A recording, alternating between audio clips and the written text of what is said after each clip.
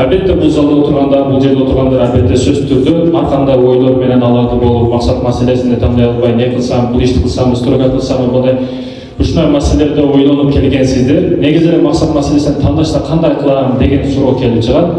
Эгерде максатыңыздар болгондо, иш аракетиңиздер анык так туура болгондо, сиздер мен билем бул жерге келбейт деңиздер.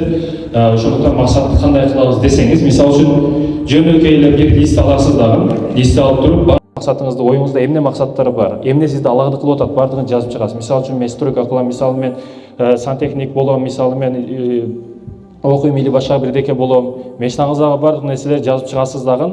Бардыгы жазып бүткөндөн кийин кайсы бириге өмүрүңүз жетет, кайсы бири өмүрүңүздү алат.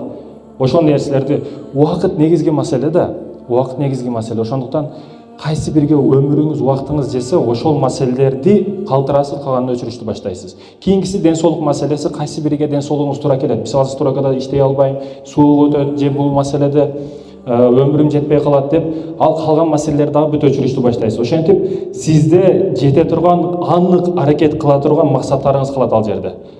Ошондо шылтоолор калбайт сизде. Эч кандай шылтоолор бул жерде калбайт, урматтуу мекендештерим.